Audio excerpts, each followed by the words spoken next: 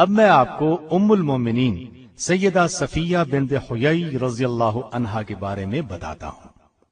آپ کی ماں کا نام برہ اور آپ کے باپ کا نام حیی بن اخطب تھا۔ یہ سیدنا موسیٰ علیہ السلام کے بھائی سیدنا ہارون علیہ السلام کی اولاد میں سے تھا اور بنو نذیر کا سردار تھا۔ آپ کا پہلا نکاح سلام بن مشکم یہودی سے ہوا۔ سلام نے انہیں طلاق دے دی۔ دوسرا نکاح کنانہ سے ہوا۔ خیبر کے مشہور قلعہ القموس کا سردار تھا۔ جنگ خیبر میں مسلمانوں کا یہودیوں سے بہت سخت مقابلہ ہوا۔ کنانہ اسی جنگ میں مارا گیا۔ سیدہ صفیہ کے باپ اور بھائی بھی اس جنگ میں مارے گئے۔ خود یہ گرفتار ہوئی۔ پہلے دونوں خامندوں سے ان کے ہاں کوئی اولاد نہیں تھی۔ مسلمانوں میں مال غنیمت تقسیم ہونے لگا تو صحابی رسول دہیہ کلبی نے عرض کیا، اے اللہ کے رسول صلی اللہ علیہ وسلم، مجھے خدمت کے لیے ایک لونڈی کی ضرورت ہے۔ تو آپ صلی اللہ علیہ وسلم نے فرمایا، ان قیدیوں میں سے خود ہی ایک لونڈی لے لے۔ تو انہوں نے صفیہ کو پسند کر لیا۔ رسول اللہ صلی اللہ علیہ وسلم نے اجازت دے دی۔ اتنے میں صحابہ رضی اللہ عنہم نے عرض کیا، اے اللہ کے رسول صلی اللہ علیہ وسلم، صفیہ حسب و نسب کے اعتبار سے اونچے خاندان سے تعلق رکھتی ہے، ان سے وہی سلوک کیا جائے جس کی یہ مستحق ہیں۔ دہیہ کلبی ان سے عام عورتوں جیسا برتاؤ کریں گے جو ان کے عزت و احترام کے خلاف ہے۔ ان کا باپ اور شوہر قوم کے سردار تھے، لہذا انہیں دہیہ کے سپرد نہ کیا جائے، بلکہ آپ صلی اللہ علیہ وسلم خود ہی اسے اپنی تحویل میں لے لیں۔ رسول اللہ صلی اللہ علیہ وسلم نے صحابہ کا یہ مشورہ قبول فرمایا۔ دہیہ کو صفیہ رضی اللہ عنہا کی بجائے ایک اور لونڈی دے دی اور آپ صلی اللہ علیہ وسلم نے صفیہ رضی اللہ عنہا کو آزاد کر کے اس سے نکاح کر لیا۔ یہ واقعہ 7 ہجری کا ہے۔ رسول اللہ صلی اللہ علیہ وسلم نے ان سے خیبر ہی میں نکاح کر لیا۔ خیبر سے چل کر آپ صلی اللہ علیہ وسلم صحابہ کے مقام پر اترے۔ وہاں پہنچ کر شب عروسی ادا فرمائی، یہیں ولیمہ کیا۔ ولیمہ اس طریقے سے ہوا کہ چمڑے کا دسترخوان بچھا دیا گیا اور سیدنا انس رضی اللہ عنہ سے فرمایا، جس کے پاس جو کچھ ہے وہ لے آئے۔ چنانچہ کوئی کھجور لایا، کوئی پنیر لایا اور کوئی ستو اور گھی لے آیا۔ جب یہ چیزیں دسترخوان پر جمع ہو گئیں تو سب نے مل کر کھا لیا۔ اس ولیمے میں گوشت اور روٹی وغیرہ جیسی کوئی چیز نہیں تھی۔ یہاں سے روانگی کے وقت رسول اللہ صلی اللہ علیہ وسلم نے صفیہ رضی اللہ عنہا کو اپنے اونٹ پر سوار کیا اور ان پر پردہ کیا تاکہ صحابہ کو معلوم ہو جائے کہ سیدہ صفیہ رضی اللہ عنہا آپ کی ازواج میں شامل ہو چکی ہیں۔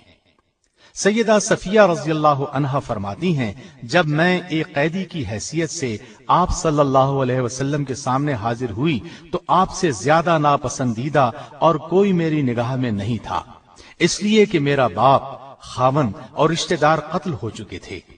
لیکن پھر آپ صلی اللہ علیہ وسلم کی شخصیت اور اخلاق کا وہ اثر ہوا کہ جب میں اپنی جگہ سے اٹھی تو آپ صلی اللہ علیہ وسلم سے زیادہ مجھے اور کوئی محبوب نہیں تھا۔ فرماتی ہیں، میں نے نبی کریم صلی اللہ علیہ وسلم سے زیادہ حسن اخلاق کسی میں نہیں دیکھا۔ آپ صلی اللہ علیہ وسلم رات کے وقت خیبر میں میرے ساتھ ایک اونٹنی پر سوار ہوئے۔ مجھے اونگ آ رہی تھی، آپ بار بار مجھے جگاتے کہ کہیں میں گر نہ جاؤں۔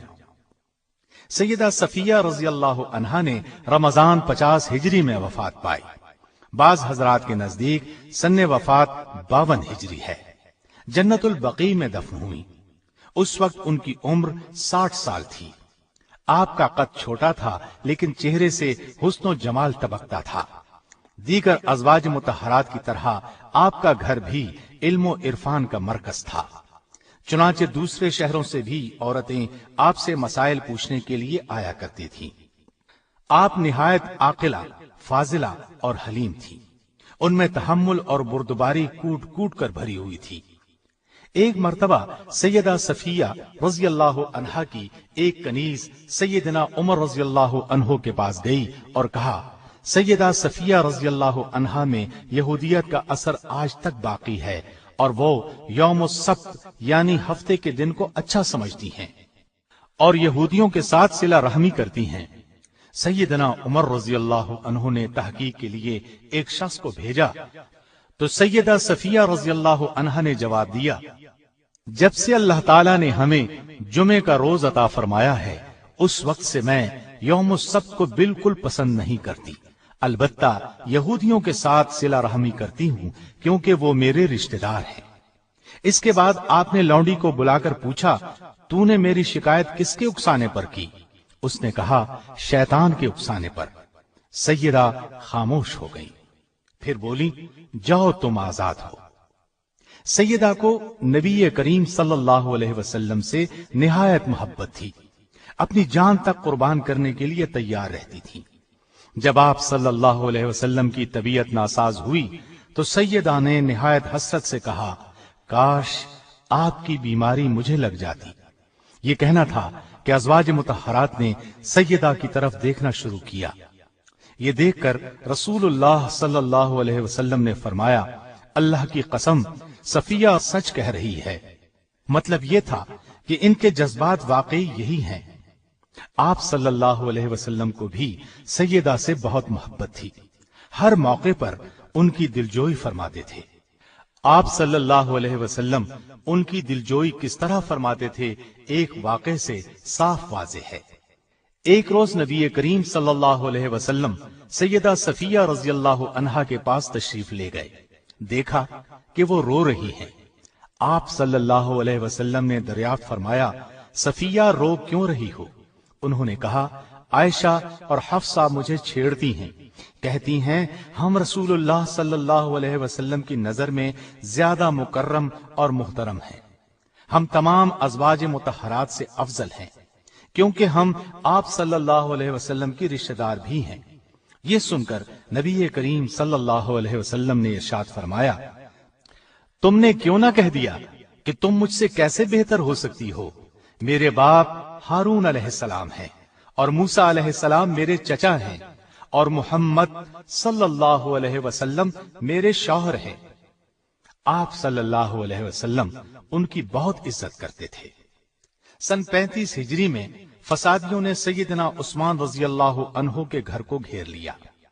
ان دنوں میں سیدہ صفیہ رضی اللہ عنہا نے سیدنا عثمان رضی اللہ عنہ کی بہت مدد کی۔ جب سیدنا عثمان رضی اللہ عنہ کے گھر میں ضرورت کی چیزیں بھی روک دی گئیں، حتیٰ کہ پانی تک اندر نہ جانے دیا گیا، تو سیدہ صفیہ رضی اللہ عنہا اپنے خچر پر سوار ہو کر ان کے مکان کی طرف چل دی۔ آپ کا غلام کنانہ بھی ساتھ تھا۔ مالک اشتر فسادیوں کا ایک سردار راستے میں موجود تھا، اس نے آپ کے خچر کے منہ پر مارنا شروع کیا۔ سیدہ رضی اللہ عنہا نے فرمایا، رک جاؤ، مجھے واپس جانے دو، خچر کو چھوڑ دو۔ پھر گھر واپس آئیں اور سیدنا حسن بن علی رضی اللہ عنہ کو اس خدمت کے لیے مامور کیا۔ وہ ان کے ہاتھ سے سیدنا عثمان رضی اللہ عنہ کے پاس کسی نہ کسی طرح کھانا اور پانی پہنچاتے تھے۔ آپ بہت سلیقہ شیار تھی، کھانا نہایت عمدہ پکاتی تھی، نبی اکرم صلی اللہ علیہ وسلم کی خدمت میں بھیجا کرتی۔ اللہ تعالیٰ کی ان پر ہزار ہار رحمتیں ہوں، آمین۔